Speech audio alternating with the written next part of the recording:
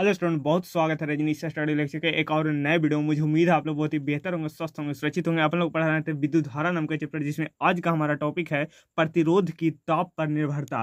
प्रतिरोध किस प्रकार ताप पर निर्भर करता है उसके बारे में देखिए। जो प्रतिरोधकता होता है वो दो चीज पर डिपेंड करता है। पहला, एक तो तापमान के ऊपर, और दूसरा पदार्थ की प्रकृति के ऊपर। मतलब अलग अलग पदार्थ की अलग अलग प्रतिरोधकता होती है। ठीक है, तो पदार्थ की प्रकृति के ऊपर, ठीक है, प्रतिरोधकता दो चीज पर डिपेंड करती है। एक तो तापमान के ऊपर और दूसरा पदार्थ की प्रकृति के ऊपर। हम लोग प्रतिरोध और प्रतिरोधकता के बारे में अच्छे से डिस्कशन इसके लास्ट क्लास में हम लोग कर चुके हैं। अगर आपने नहीं देखा है तो उसका लिंक आपको डिस्क्रिप्शन बॉक्स में मिल जाएगा, वहां से जाके आप देख सकते हैं। ठीक है, तो देखिए, जो प्रतिरोध होता है वो दो चीज पर डिपेंड करता है, एक तो तापमान के ऊपर और एक पदार्थ की प्रकृति पर ऊपर। ठीक है, तो हम लोग पदार्थ की प्रकृति के ऊपर पढ़ चुके हैं पिछले लास्ट क्लास में, और आज हम पढ़ेंगे कि प्रतिरोधकता मतलब प्रतिरोध जो है वो तापमान के ऊपर किस प्रकार निर्भर करता है। देखिए, प्रतिरोध के फॉर्मूले में आता है प्रतिरोधकता। जो प्रतिरोध है वो निर्भर किस पर करता है? पहला, चालक की लंबाई पर, दूसरा चालक का अनुप्रस्थ काट का क्षेत्रफल के ऊपर। ठीक है, जो प्रतिरोध है वो निर्भर किस पर करता है? एक तो लंबाई के ऊपर, दूसरा क्षेत्रफल के ऊपर, और तीसरा पदार्थ की प्रकृति के ऊपर। देखिए, जो हमारा रो है वो रो किस पर डिपेंड कर रहा है? रो जो हमारा है वो पदार्थ की प्रकृति पर निर्भर कर रहा है। ठीक है, जो रो है हमारा वो किस पर निर्भर कर रहा है? पदार्थ की प्रकृति के ऊपर निर्भर कर रहा है। ठीक है, तो हमारा जो रो है वो किस पर निर्भर करता है? वो निर्भर करता है प्रतिरोध के ऊपर। तो इनडायरेक्टली प्रतिरोध है वो किस पर निर्भर करेगा? पदार्थ की प्रकृति के ऊपर। ठीक है, तो ये हमने पढ़ चुका है लास्ट क्लास में, और आज आज हम पढ़ने वाले हैं कि प्रतिरोध किस प्रकार तापमान के ऊपर निर्भर करता है। ठीक है, तो चलिए स्टार्ट करते हैं आज के टॉपिक। देखिए, हम लोग दो अलग अलग तापमान के ऊपर चेक करेंगे। ठीक है, ये हो गया तापमान और ये हो गया प्रतिरोध। ठीक है, दो अलग अलग तापमान के ऊपर चेक करेंगे। देखिए, जो पहला जो तापमान है, ऐसा मानना पड़ेगा हम लोग का, जो जो तापमान है, जो प्रारंभिक तापमान है वो है टी नॉट। ठीक है, और टी नॉट से बदल करके हमारा जो तापमान है वो हो गया टी। ठीक है, जब टी नॉट तापमान था उस समय जो प्रतिरोध था वो आर नॉट था। ठीक है, और जब टी प्रतिरोध हो गया उस समय हमारा जो प्रतिरोध होगा वो आर टी होगा। देखिए, हम लोग दो अलग अलग तापमान के ऊपर चेक कर रहे हैं। पहला देखिए, जब हमारा तापमान टी नॉट था उस समय हमारा प्रतिरोध था आर नॉट। जब हमारा तापमान बदलकर टी नॉट से टी हो गया उस समय प्रतिरोध हमारा आर नॉट से बदलकर आर टी हो गया। ठीक है, तो हमारा प्रतिरोध में परिवर्तन कितना आया? प्रतिरोध में परिवर्तन, प्रतिरोध में परिवर्तन वो कितना है? कैसे लिखते हैं इसको? Delta R. डेल्टा का मतलब होता है परिवर्तन। ठीक है, तो डेल्टा आर बराबर, पहले क्या लिखते हैं? बाद का प्रतिरोध माइनस पहले का प्रतिरोध। तो बाद का प्रतिरोध आर टी माइनस पहले का प्रतिरोध आर नॉट। ये आ गया हमारा प्रतिरोध में परिवर्तन। ठीक है, अब देखिए तापमान में परिवर्तन कितना हुआ? तापमान में परिवर्तन, तापमान में परिवर्तन इसको बोलते हैं delta T. Delta T, delta T. ठीक है, डेल्टा टी कितना हो जाएगा? बाद का तापमान टी माइनस पहले का तापमान टी नॉट। तो ये हो गया डेल्टा टी बराबर टी माइनस टी नॉट। ठीक है, देखिए हमारा तापमान में परिवर्तन कितना आया? टी माइनस टी नॉट, इसको कह दिए डेल्टा टी तापमान में परिवर्तन। प्रतिरोध में परिवर्तन कितना आया? R T minus R naught, इसको कह दिए डेल्टा आर। ये हो गया प्रतिरोध में परिवर्तन, ये आ गया हमारा परिवर्तन। टी यहाँ पर तापमान है, समय नहीं है। ठीक है, अब एक इंपॉर्टेंट बात, बहुत ज्यादा इंपॉर्टेंट बात, कि प्रतिरोध में परिवर्तन, प्रतिरोध में परिवर्तन समानुपाती होता है प्रारंभिक प्रतिरोध के, प्रारंभिक प्रतिरोध के। एग्जाम्पल से समझते हैं कि क्या कहना चाह रहा है। देखिए, फॉर एग्जाम्पल जैसे देखिए, मान लीजिए पहला हमारा तापमान है वो 10 डिग्री सेंटीग्रेड है और दूसरा जो तापमान है वो हमारा 20 डिग्री सेंटीग्रेड है। ठीक है, दोनों का अंतर कितना है? दोनों का अंतर मतलब डेल्टा टी कितना है? 10 डिग्री सेंटीग्रेड। ठीक है, उस समय जो हमारा प्रतिरोध था 10 डिग्री सेल्सियस पर वो हमारा था 50 ओम। ठीक है, और 10 डिग्री सेल्सियस पर ही जो दूसरा प्रतिरोध है वो है 100 ओम। ठीक है, 20 डिग्री सेल्सियस पर हमारा जो प्रतिरोध है वो बदलकर हो गया 60 ओम और ये हो गया 120 ओम। ठीक है, अब देखिए जो प्रतिरोध में परिवर्तन आया वो कितने का है, इसमें है 10 ओम का, और इसमें जो परिवर्तन आया उसमें है 20 ओम का। ठीक है तो दोनों 10 डिग्री सेल्सियस पर, तापमान तो सेम है, लेकिन इतना परिवर्तन क्यों? देखिए जो पहले का प्रतिरोध ज्यादा है, इसमें देखिए जो पहले का प्रतिरोध ज्यादा है मतलब ये वाला ज्यादा है, उसमें जो परिवर्तन आएगा उसमें प्रारंभिक प्रतिरोध का क्या आएगा, ज्यादा होगा। ठीक है, जितना ज्यादा परिवर्तन होगा उतना ही ज्यादा प्रारंभिक प्रतिरोध होगा। ठीक है, देखिए फिर से समझाते हैं। देखिए पहले का प्रतिरोध किसका ज्यादा है, पहले का प्रतिरोध इसका ज्यादा है, मतलब सबसे ज्यादा परिवर्तन किसको देखने को मिलेगा, इसमें देखने को मिलेगा। प्रारंभिक प्रतिरोध जिसका ज्यादा होगा उसमें उतना ही परिवर्तन देखने को मिलेगा, मतलब प्रतिरोध में परिवर्तन समानुपाती होता है प्रारंभिक प्रतिरोध के, मतलब पहले वाला जितना ज्यादा होगा परिवर्तन भी उतना ज्यादा ही होगा। ठीक है, तो मतलब प्रतिरोध में परिवर्तन मतलब डेल्टा और समानुपाती होता है प्रारंभिक प्रतिरोध के। प्रारंभिक प्रतिरोध कितना है, वो है आर नॉट, तो वो आर नॉट के समानुपाती है। ठीक है, यहां तक क्लियर है। अब चलते हैं आगे थोड़ा सा। अब दूसरा इंपॉर्टेंट बात, उसको भी आप लोग याद करिएगा। इसको मान लीजिए समीकरण फर्स्ट। अब देखिए जो प्रतिरोध में परिवर्तन है, प्रतिरोध में परिवर्तन वो समानुपाती है तापमान में परिवर्तन के, तापमान में परिवर्तन के। जो प्रतिरोध में परिवर्तन है वो समानुपाती है तापमान में परिवर्तन के।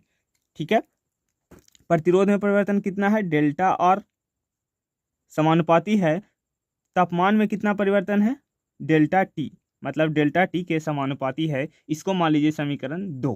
ठीक है, देखिए पहला जो इंपॉर्टेंट बात यह है कि प्रतिरोध में जो परिवर्तन है जो समानुपाती होता है प्रारंभिक प्रतिरोध के। जैसे मान लीजिए अलग अलग प्रतिरोध है, एक है 100 ओम और एक है 200 ओम।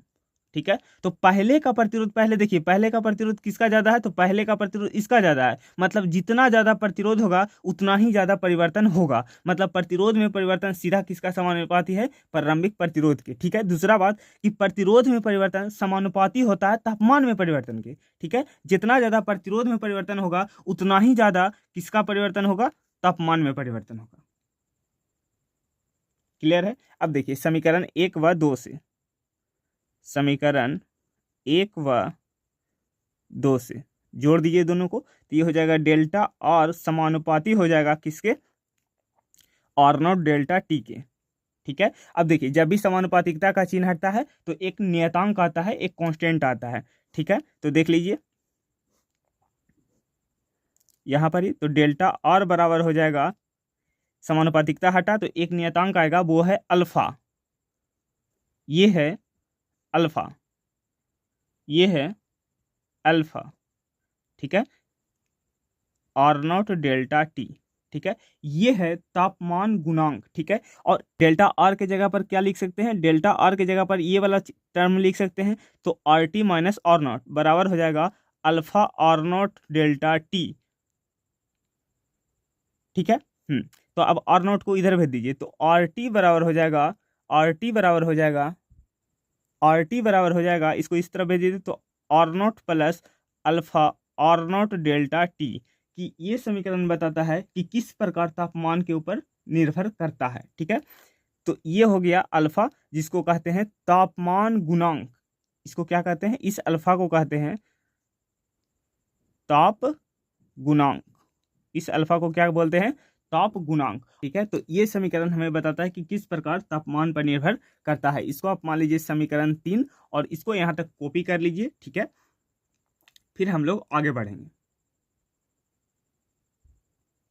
देखिए हम लोग दो तापमान पर दो अलग अलग प्रतिरोध को चेक कर रहे थे। ठीक है, पहला हमारा तापमान था टी नॉट जिसका प्रतिरोध था आर नॉट, दूसरा तापमान था टी जिसका हमको प्रतिरोध था आर टी। ठीक है, फिर हम लोग देखें प्रतिरोध में परिवर्तन कितना आया, तो R T minus R naught, और तापमान में परिवर्तन कितना आया, टी माइनस टी नॉट। ठीक है, एक बात याद रखने वाली बात है कि प्रतिरोध में परिवर्तन समानुपाती होता है प्रारंभिक प्रतिरोध के, मतलब डेल्टा आर समानुपाती होता है आर नॉट को। दूसरा, प्रतिरोध में परिवर्तन जितना ज्यादा होगा तापमान में परिवर्तन भी उतना ही होगा। ठीक है, तो डेल्टा आर समानुपाती है डेल्टा टी के। समीकरण को जोड़ दीजिए, ये आ गया। ठीक है, अब जब भी समानुपातिकता का चिन्ह हटता है तो एक कांस्टेंट आता है जो कि हम बोलते हैं अल्फा। अल्फा है यहाँ पर ताप गुणांक। ठीक है, तो इस डेल्टा आर के जगह पर ये वाला लिख दिए, तो डेल्टा आर की जगह पर R T minus R naught बराबर alpha R naught delta T. तो यहाँ से ये समीकरण आ गया। अब इस अल्फा के तीन अलग अलग मान होते हैं। उस तीन अलग अलग मान के आधार पर ये पदार्थ तीन प्रकार के होते हैं, एक तो चालक, दूसरा कुचालक और तीसरा अर्धचालक। तो पहले यहाँ तक कॉपी कर लीजिए, फिर हम उसको समझाते हैं कि वो कौन सा तीन मान है जिसके आधार पर पदार्थ को तीन भागों में बांटा गया है, चालक, कुचालक, अर्धचालक। ठीक है, तो यहाँ तक पहले कॉपी कर लीजिए। अब देखिए, आर टी बराबर होता है R naught plus alpha R naught delta T. अब इसके आधार पर, इस अल्फा के आधार पर तीन अलग अलग मान संभव है जो कि पदार्थ को तीन भागों में बांटता है, एक तो चालक, एक कुचालक और तीसरा अर्धचालक। तो देखिए, इस जो अल्फा है, अगर अल्फा का मान पॉजिटिव है, यदि अल्फा का मान क्या है, पॉजिटिव है, तो पहला वो चालक होगा। क्या होगा? चालक होगा। दूसरी बात, अगर अल्फा का मान शून्य है मतलब जीरो है, तो वो क्या होगा? कुचालक होगा। कुचालक कहने का मतलब जिसमें धारा प्रवाहित ना हो, या इसको बोलते हैं अचालक। ठीक है, और चालक क्या होता है? जिसमें धारा प्रवाहित हो। ठीक है, और अगर अल्फा का मान निगेटिव है, यदि अल्फा का मान निगेटिव है, तो वो अर्धचालक होगा। वो अर्धचालक होगा। अर्धचालक का मतलब कि आप जैसे जैसे तापमान बढ़ाएंगे या जैसे जैसे आप तापमान घटाएंगे तो क्या होगा? हमारा अर्धचालक देखने को मिलेगा। ठीक है, ये तापमान के ऊपर निर्भर करता है। ठीक है, अब देखिए, यदि हम पॉजिटिव रखते हैं इस अल्फा को, तो सेम यहीं पर ही आ जाएगा। तो आर टी बराबर हो जाएगा R naught plus alpha R naught delta T के। ठीक है, ये बात समझ में आती है। अब देखिए, ये जो प्रारंभिक प्रतिरोध है, इसमें पॉजिटिव संख्या जुड़ रही है, मतलब कोई धनात्मक राशि जुड़ रही है। ठीक है, हम क्या समझाना चाह रहे हैं? देखिए, ये जो हमारा प्रारंभिक प्रतिरोध है, इसमें कोई धनात्मक राशि जुड़ रही है। तो अगर इसमें कोई धनात्मक राशि जुड़ रही है, तो मतलब जो पहले का जो प्रतिरोध है वो कम होगा इस आर टी से, क्योंकि इस आर टी में क्या हो रहा है? एक धनात्मक राशि जुड़ रहा है, तो ये ज्यादा होगा। तो यहाँ पर यही दिखाया गया है कि आर टी ज्यादा होगा पहले वाले प्रतिरोध से। ठीक है, अब देखिए आगे, मतलब ये क्या होगा कि चालक का प्रतिरोध, लिखिएगा ऐसा कमेंट बॉक्स में कि चालक का प्रतिरोध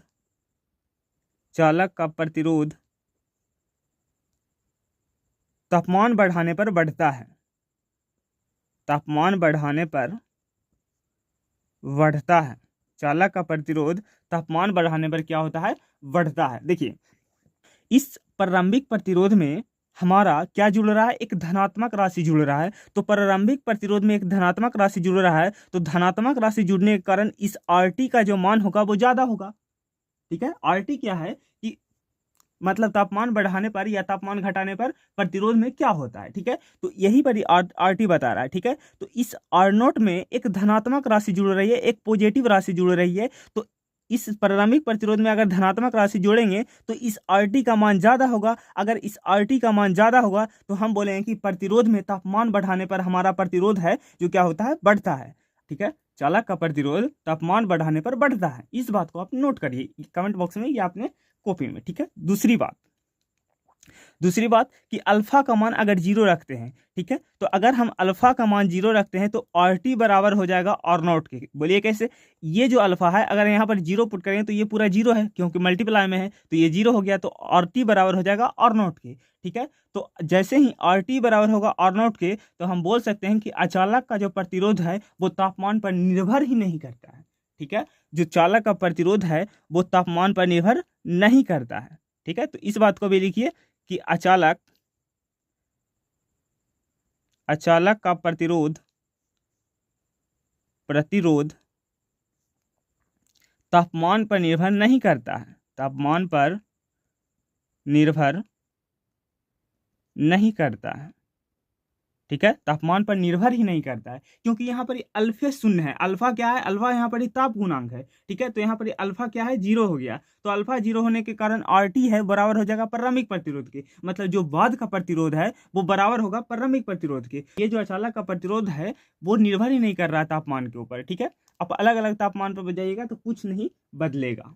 ठीक है, तीसरा बात अर्धचालक कि अल्फा का मान निगेटिव। देखिए, इस अल्फा का मान निगेटिव कर दीजिए तो RT जो बराबर हो जाएगा वो R0 minus alpha R0 delta T हो जाएगा। ठीक है, क्या हो जाएगा? माइनस हो जाएगा। ठीक है, तो इस R0 में मतलब जो प्रारंभिक प्रतिरोध है इसमें एक निगेटिव राशि जुड़ रही है, एक ऋणात्मक राशि जुड़ रही है। तो अगर इस ऋणात्मक राशि जुड़ रही है तो ये क्या होगा? इस RT का मान क्या होगा? कम जाएगा। इस RT का मान क्या होगा? कम जाएगा। क्यों? क्योंकि इसमें एक ऋणात्मक राशि जुड़ रही है, एक निगेटिव राशि जुड़ रही है, तो जिसके कारण इस RT का मान कम होगा किसके? प्रारंभिक प्रतिरोध से। ठीक है, मतलब प्रारंभिक प्रतिरोध यहाँ पर ज्यादा होगा किससे? बाद वाले प्रतिरोध से। ठीक है, तो यहाँ पर क्या होगा कि अर्धचालक का प्रतिरोध तापमान बढ़ाने से क्या होगा? घट जाएगा। अर्धचालक का प्रतिरोध तापमान बढ़ाने पर क्या होगा? घट जाएगा। ठीक है, तो इस बात को भी आप लोग लिखिए कि अर्धचालक का प्रतिरोध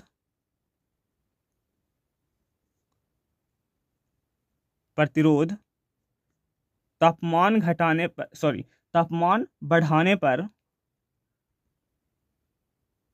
घटता है। तापमान बढ़ाने पर क्या हो जाएगा? घट जाएगा हमारा प्रतिरोध। ठीक है, तो ये हम लोग अल्फा अर्थात ताप गुणांक के 3 अलग अलग मान पर पदार्थ को कितने भाग में बांटे? 3 भाग में बांटे। पहला चालक, दूसरा कुचालक और तीसरा अर्धचालक। अगर अल्फा पॉजिटिव है मतलब प्रारंभिक प्रतिरोध में कोई धनात्मक राशि जुड़ रही है तो हमारा जो बाद का प्रतिरोध होगा मतलब जो RT होगा वो ज्यादा होगा पहले वाले प्रतिरोध से। मतलब बोल सकते हैं कि चालक का जो तापमान है, अगर आप तापमान को बढ़ाते हैं तो हमारा क्या होगा? चालक का प्रतिरोध भी क्या होगा? बढ़ता है। ठीक है, दूसरी बात कि इस अल्फा का मान 0 कर दें। ठीक है, तो अगर जैसे ही अल्फा का मान 0 होगा तो ये आ जाएगा पदार्थ कौन सा? कुचालक या अचालक। कुचालक या अचालक क्या होता है? जो कि विद्युत धारा का प्रवाह नहीं करवाता है, जैसे लकड़ी। ठीक है, ये विद्युत धारा का प्रवाह नहीं करवाता है। ठीक है, तो यहाँ पर अल्फा 0 है, ताप गुणांक 0 है, जिसकी वजह से जो बाद का प्रतिरोध है वो बराबर होगा पहले वाले प्रतिरोध के। मतलब अचालक क्या होगा? अचालक का जो प्रतिरोध होगा वो तापमान पर निर्भर ही नहीं करेगा। ठीक है, तीसरी बात कि अल्फा अगर निगेटिव है, यदि अल्फा निगेटिव है तो ये अर्धचालक है। देखिए, अर्धचालक में क्या हो रहा है कि इस प्रारंभिक प्रतिरोध में एक ऋणात्मक राशि जुड़ रही है, एक निगेटिव राशि जुड़ रही है, जिसके कारण क्या हुआ कि अगर ये निगेटिव राशि जुटेगी, अगर ऋणात्मक राशि जुड़ेगा तो ये क्या हो जाएगा? ज्यादा हो जाएगा इससे, क्योंकि अगर इसमें पूरा में अगर मान लीजिए ये ऋणात्मक राशि जुड़ेगा तो इसका मान घटेगा बाद वाला प्रतिरोध का, तो इसका मान घट जाएगा किसके तुलना में? प्रारंभिक प्रतिरोध में। मतलब अर्धचालक का तापमान अगर बढ़ाते हैं तो प्रतिरोध क्या होगा? घट जाएगा। ठीक है, ये हमने बात किया कि प्रतिरोध तापमान पर किस प्रकार निर्भर करता है। ठीक है, तो उम्मीद करता हूं कि ये वीडियो समझ में आया होगा। अगर कोई डाउट भी बचा होगा तो आप कमेंट सेक्शन में मेंशन करिएगा, वहां पर आपको जवाब मिलेगा। ठीक है, तो फटाफट जल्दी जल्दी आप लोग कमेंट करिएगा और इसको अच्छे से नोट्स बनाइएगा और रिवीजन करते रहिएगा ताकि आपकी चीज़ें याद होते चले। ठीक है, अगर हमारे चैनल पर नए हैं तो चैनल को सब्सक्राइब करके जाइए। वीडियो पसंद आए तो वीडियो को लाइक करिएगा और जल्दी से जल्दी शेयर दबा करके करिएगा। ठीक है, चलिए मिलते हैं अगले वीडियो में, तब तक के लिए बाय बाय, टेक केयर, जय हिंद।